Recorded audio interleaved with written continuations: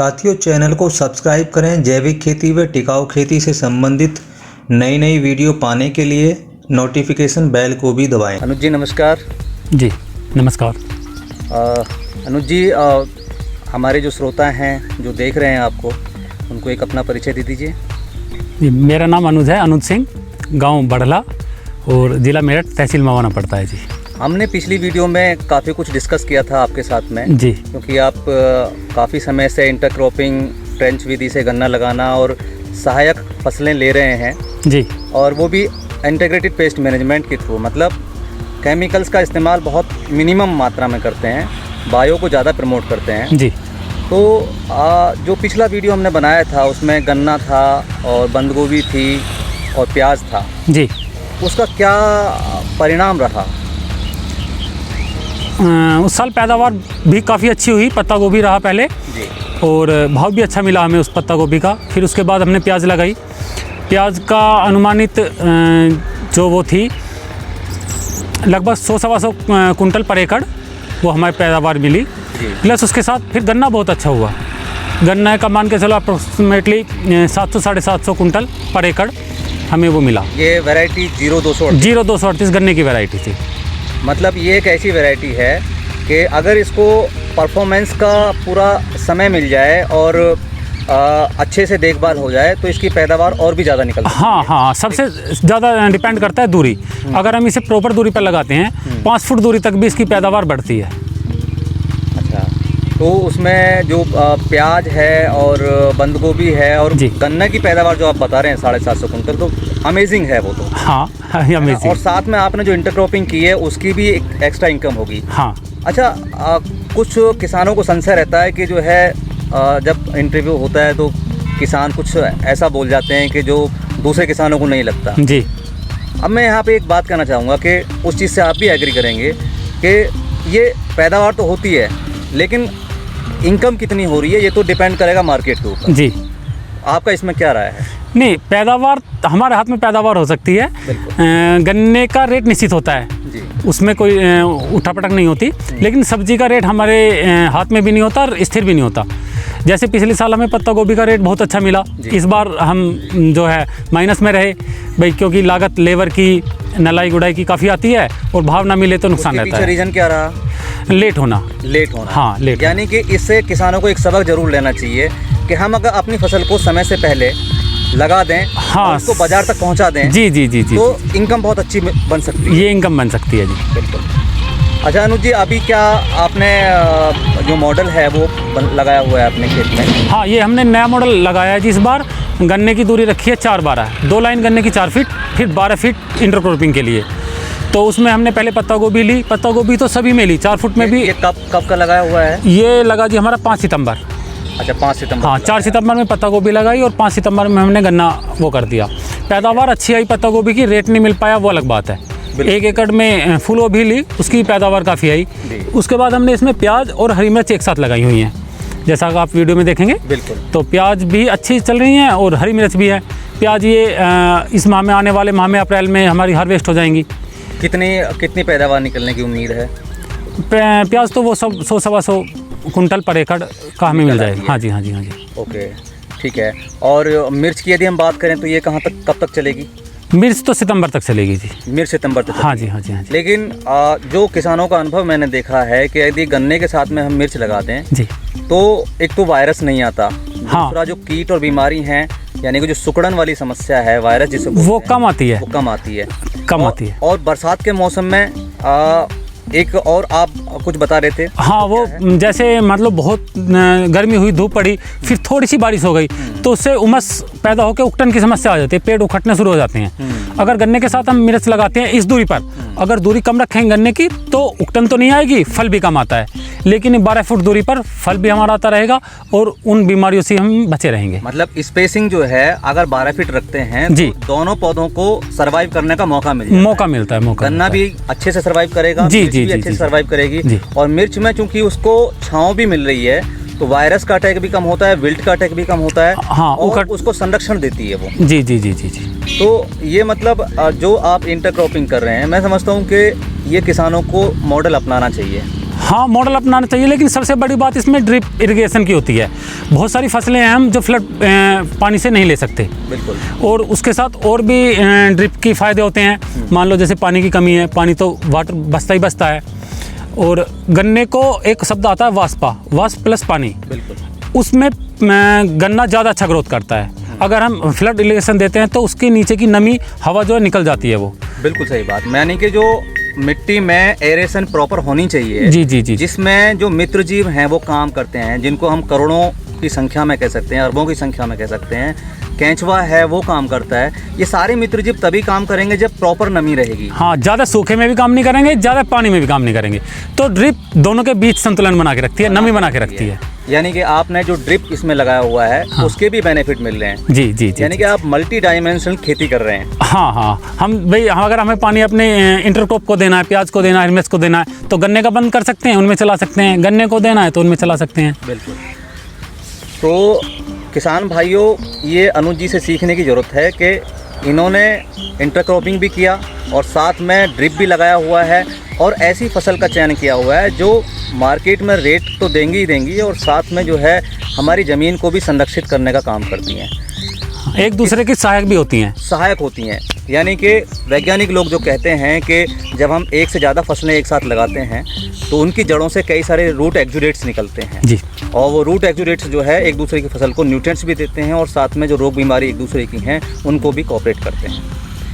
तो अनुज जी, आप किसानों को क्या संदेश देना चाहते हैं? क्योंकि किसान आज सिंगल खेती करने में भी जो है घबराता है। मैं समझता हूँ कि आज 24 से 36 इंच पे जो गन्ना लगा रहे हैं जी, हमारा क्षेत्र चूँकि पूरा गन्ना बेल्ट है, वेस्टर्न यूपी जो है, और वहाँ लोग 30, 35, 40 कुंटल बीघा गन्ना निकाल रहे हैं, यानी कि 4 पंजे 20, 200 कुंटल। हाँ, और यहाँ आप इंटरक्रॉपिंग में भी इतनी अच्छी पैदावार निकाल रहे हैं। नहीं तो उन किसानों को मतलब क्या संदेश देना चाहेंगे? वो क्यों नहीं अपने आप को चेंज करना? नहीं, घबराने की जरूरत नहीं है। बीज का सिलेक्शन अच्छा करिए, रोग मुक्त रखिए उसे। सॉइल ट्रीटमेंट जरूरी है बायो से, केमिकल से बहुत अच्छा सॉइल ट्रीटमेंट नहीं हो पाता। बायो में आप सॉइल ट्रीटमेंट करिए, बीमारी से बचाइए, तो पैदावार निश्चित रूप से बढ़ेगी। आपका क्या प्रोसेस है? आप शुरू से कैसे करते हैं, जैसे सीड ट्रीटमेंट करना? और सबसे पहले ट्राइकोडर्मा सूडोमोनास से सॉइल ट्रीटमेंट करते हैं। बिल्कुल। सीड ट्रीटमेंट बाकी का कभी कभी केमिकल का इस्तेमाल भी करते हैं, फंगिसाइड भी लगाते हैं, लेकिन वो ज़रूरत पड़ने पर। हमने केला किया हुआ है, वो प्योर जैविक हो रहा है, उसमें कोई मतलब जैविक रासायनिक खाद तो डाले हैं, पर कीटनाशक या फंगिसाइड का इस्तेमाल उसमें हमने नहीं किया। बिल्कुल, एक नॉर्मल सी बात है, यदि हम फर्टिलाइजर का इस्तेमाल कर रहे हैं, वो भी एक बैलेंस मात्रा जी, है, जी, जी, तो उनका साइड इफेक्ट नहीं आता है। हाँ, लेकिन हमें बचना केवल पेस्टिसाइड्स से है, जो जहरीले पेस्टिसाइड्स हैं, खास तौर से जो लाल और पीले रंग के हैं, उनसे बचने की जरूरत है। वो हमें डबल नुकसान, हमें तो नुकसान देते ही देते हैं, वो मित्र कीट जो होते हैं उन्हें भी वो नुकसान देते हैं, उन्हें भी मार देते हैं। ओके, अच्छा, उसके बाद की जो प्रोसेस है उसमें और क्या आपने इसमें डाला हुआ है?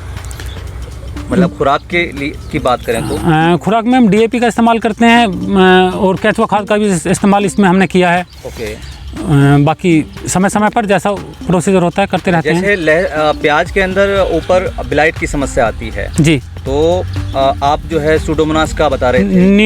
नीम का तेल और सूडोमोनास का स्प्रे उसमें हम कर देते हैं। थ्रिप्स भी कंट्रोल होता है। थ्रिप्स भी कंट्रोल होता है जी, और सूडोमोनास जो है वो उस ब्लाइट को भी कंट्रोल कर देता है। जी जी जी जी। अगर इसमें आप हल्दी और ऐड कर दें तो उसके और अच्छे रेस्पॉन्स आ सकते हैं जी। तो अनुज जी, बहुत अच्छा लगा आपसे बात करके, और पिछले जो रिव्यू है, जो पिछले वीडियो का रिव्यू हमने लिया, उसको सुन के और भी अच्छा लगा, क्योंकि बहुत अच्छी पैदावार आपने ली है, और मैं समझता हूँ कि ये मॉडल अधिकतर किसानों को अपनाना चाहिए। कहीं कोई समस्या आती है तो आप अनुज जी से भी और मेरे से भी संपर्क कर सकते हैं, और हम आपको पूरी मदद करने का प्रयास करें। ठीक है, धन्यवाद। बहुत बहुत धन्यवाद। साथियों, हमारे साथ हैं बड़ला 12 गांव के ही श्री विजयवीर जी, और जिन्होंने ये भी इंटरक्रॉपिंग और सहायक फसलें करते हैं। तो इनसे भी कुछ जानते हैं कि जो अनुज जी ने अभी सारी बातें बताई, उसमें और क्या बेहतर हो सकता है, और वो किस तरह का मॉडल अपना रहे हैं। नमस्कार श्री विजयवीर जी। नमस्कार जी। तो सर, आप इंटरक्रॉपिंग में क्या लगाते हैं गन्ने के साथ? हम जो है इंटरक्रॉपिंग में गन्ने के साथ खीरा लगाते हैं, पिछले साल भी लगाया था और इस साल भी। अच्छा, आपको इंटरक्रॉपिंग में खीरा या दूसरी फसल लगाने पर आपको क्या मतलब लाभ मिलता है? हमें तो पिछले साल ही पता चला, जैसे ड्रिप लगाई थी जी, और जब खीरा लगाया जी, और गन्ना बोया तो जी थी खीरे की पैदावार जो थी करीबन 1 एकड़ में 150 कुंटल के करीब मानो।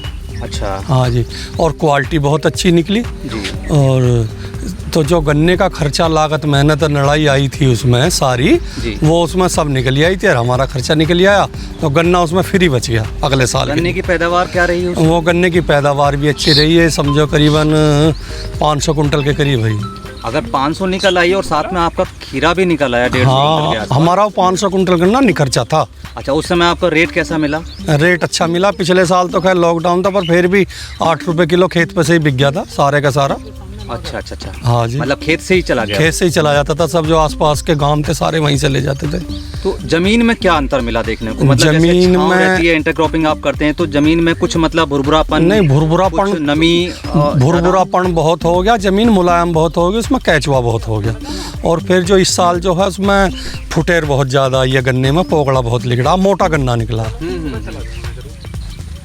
तो ये मतलब एक सफलता है। मतलब आपके जो दूसरे, मैं समझता हूँ कि आपके गांव में कुछ किसान ऐसे हैं जो इस तरह का काम कर रहे हैं। हाँ, कर रहे हैं। हमने भी इस साल फिर जब देखते हुए पिछले साल ऐसा होया, तो हमने इस साल अपना गन्ना और ज़्यादा बढ़ा दिया और खीरा भी बढ़ा दिया। बहुत बढ़िया। तो आप खीरे के अलावा और क्या करते हैं इंटरक्रॉपिंग में? बस खीरा है और उसके साथ टमाटर बोया था पिछले साल। और अब का भी ये टमाटर है, टमाटर बो रखा। टमाटर में बहुत अच्छा रेट रहा पिछले साल भी, और इस साल अब पता चलेगा आगे जी। तो श्री विजयवीर जी, आप किसानों को क्या संदेश देना चाहते हैं कि जो अभी सिंगल तरीके से खेती कर रहे हैं, जो गन्ने की दूरी भी नहीं बढ़ा पा रहे हैं, 24 से 36 पे ही अटके हुए हैं, तो उनके लिए आप क्या कहना चाहेंगे कि वो अपने आप में क्या बदलाव करें? एक तो सब में पहली चीज़ है बीज अच्छा लगावें जी, और वो ज़्यादा ना करें। मैं यूँ नहीं कह रहा वो घनी करें। शुरू में वो 2 बीघा, 1 बीघा, 2 बीघा, 3 बीघे थोड़ी थोड़ी करके देखें, तो उन्हें तजर्बा हो जाएगा, वो अपने आप लग जाएंगे उस लाइन पर। बहुत अच्छी बात। तो आप किसानों को सर ये बताने का प्रयास कीजिए कि आप जो गन्ना लगाते हैं वो कितना गन्ना लगाते हैं, मतलब किस हिस्से को गन्ना बुआई करते हैं, और बीज को उपचारित करने से क्या फ़ायदे होते हैं? अच्छा, ये बीज को उपचारित करने से ऐसा है, एक तो जो है जमाव सही आता है, बिल्कुल। दूसरे बीमारी कम लगती है, बिल्कुल सही बात। तीसरे ऐसा है जैसे ऊपर से 1/3 गन्ना ले लिया और 2 आँख का ले लो या बाजी 1 आँख का ले लो, तो उसमें जो है जमाव भी ज़्यादा है और फुटेर भी ज़्यादा होती है, गन्ना लिकड़ता भी ज़्यादा है। मतलब जो ऊपर का हिस्सा है, हाँ जी, उसमें चीनी की मात्रा कम होती है, जिसमें जमाव बहुत अच्छा होता है। अच्छा होता है और बीज भी कम लगता है। जितनी हमारी उसमें जो है बिजाई में खर्चा आता है 1 बीघे में, उतना हमारा गन्ना कम लगता है 1 बीघे में, तो हमें उधर से मिल जाता है हमें। अच्छा सर, सामान्य तौर पर लोग क्या करते हैं, किसान जो है वो पूरा गन्ना लिया और बीज के 3 हिस्से करे और डाल दिया, उसमें जमाव कम आता ही आता है। गन्ना भी कभी बस ये रहती है किसान को भी खेत पड़े हुआ आ गया, बो और फटाक देनी जो अपने घर को चले, गन्ना रोगी भी चला जाता है, घना बहुत ज़्यादा रोग जा रहा। बहुत अच्छी बात। तो बहुत अच्छा लगा आपसे बात करके, और मैं समझता हूँ कि किसान आप लोगों से सीखेंगे और ये जो मॉडल है इस मॉडल को अप्लाई करने का प्रयास करेंगे। बहुत बहुत धन्यवाद। नमस्कार। नमस्कार।